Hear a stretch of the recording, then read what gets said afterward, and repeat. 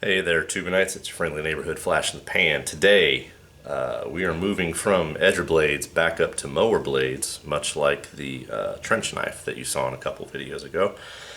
In that case, the trench knife actually came from a piece of mower blade that I used to make something else, and I think I talked about that briefly in that video. A little backstory. Teenage Flash in the Pan was a huge fan of the movie Braveheart. I have watched that movie 1,000 times. Still is arguably my favorite movie. In that movie, the best friend character, Hamish, he is a monster of a man. I forget the actor's name, but he's been in a bunch of stuff since then. He's outstanding. But he's a big dude, and he carries this ginormous axe. And I was like, man, I've done these little tomahawks.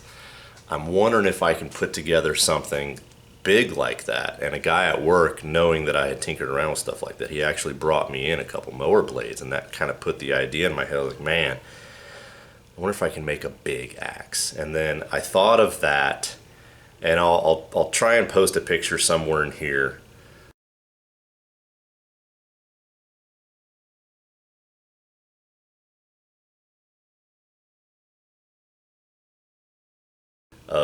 of the axe that I'm talking about if you're unfamiliar. But here's the thing, right? So how do you take a picture of something and then kind of translate that into life-sized off of just a picture? So, whenever you always said that algebra, you're never going to use algebra again in your life, that's a lie, because I had to use algebra to figure this out. So all I did is I had a picture, and I said, first I started by measuring his hand on the screen. All right, and I said, all right, cool. So his thing is this long. Let's make that and what does mine measure in real life? I think I was just like his fist like this. I'm like, all right, cool. What's that measurement? And so then I based everything else off of that, because math, based off of those numbers. So if this is this long and my hand is this wide, we can extrapolate everything else using cross multiplication and stuff like that. So here I am, full nerd, with a freaking ruler holding up to a computer screen, measuring out all these different things. And I mean, it's difficult. If I'll put the picture up there.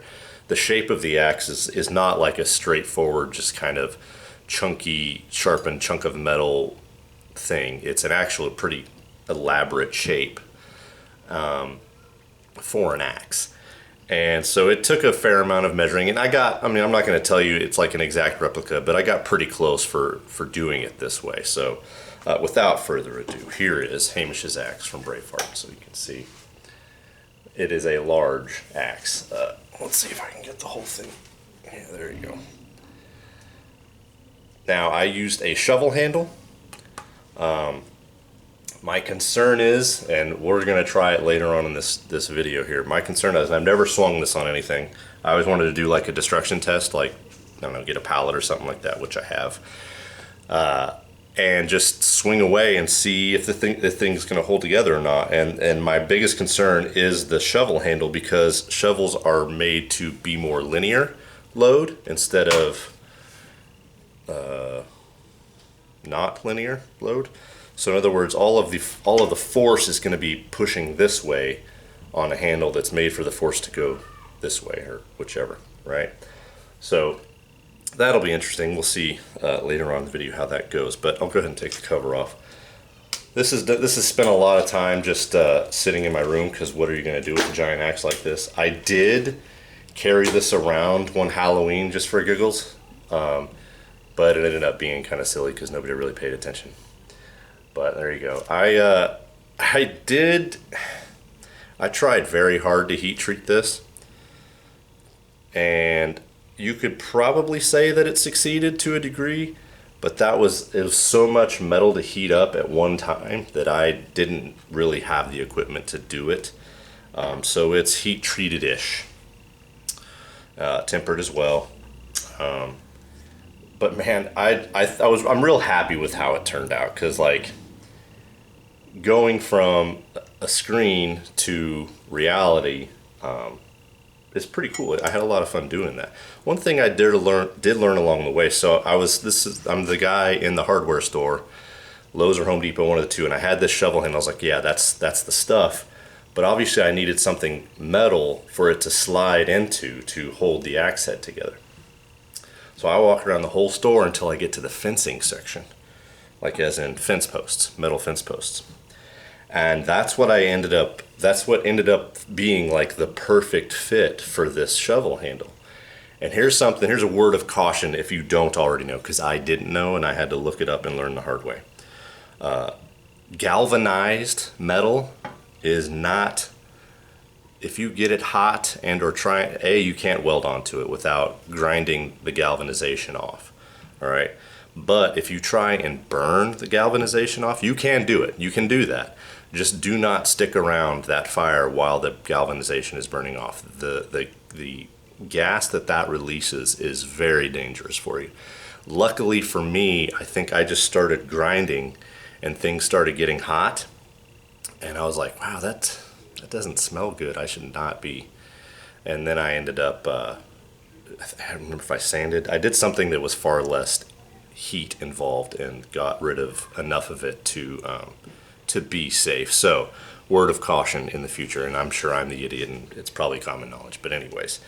So I like how it turned out. I left it raw metal because I don't think that Scotland had spray paint or anything like that back in the Braveheart days, but super happy with how it turned out. I am a little concerned because if you'll see when I started grinding stuff in, you can see where some of my welds were coming through. I don't see as many of those on the main blade. I think I still have a couple pictures from when I was making this, so maybe I'll roll them in and you can kind of see how I took 3 mower blades and turned them into this. Because obviously a regular mower blade's only 2 inches wide or something like that.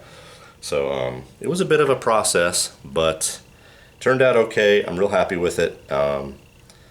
I'm guessing from here we'll probably end up in the backyard trying to smash a pallet. So let's hope we don't end up in the emergency room. Thanks for watching. Alright, so this is not the most ideal setup, but we're going to give it a shot anyway. I'm not going to try and destroy the whole thing. We're just going to take a couple swings at it and see if it holds up. I think I'll even try and flip it over and do a backwards hit as well, but I've got this held up by hopes and prayers essentially, so we may have to reset it a couple times, but we'll see. So here we go. If I can not hit the tree at the same time. Whoa.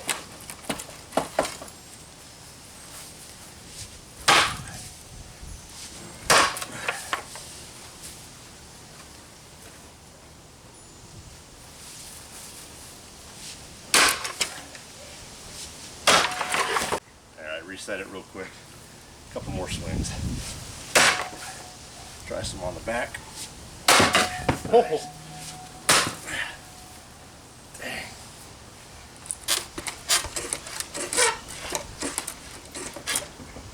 Alright, one more good one. There we go. Well, we didn't die, and she held up. A little bit of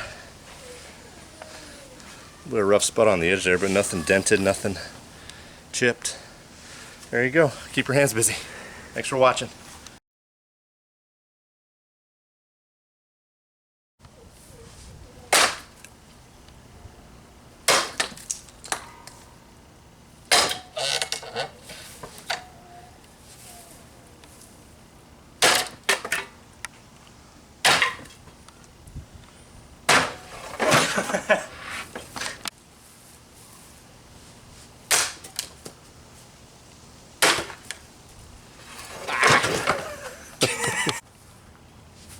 Like that? Yeah. Oh yeah.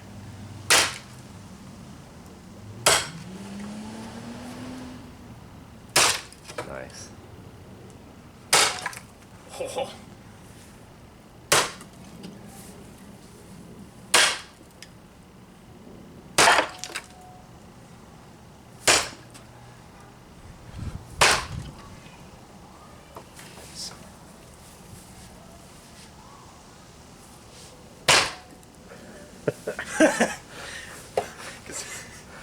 I almost feel like the back end's better than the...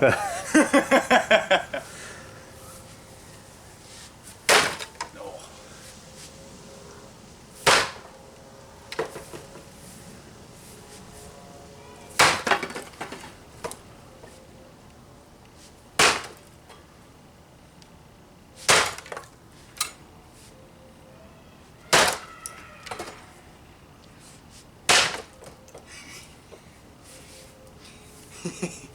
That's enough for me.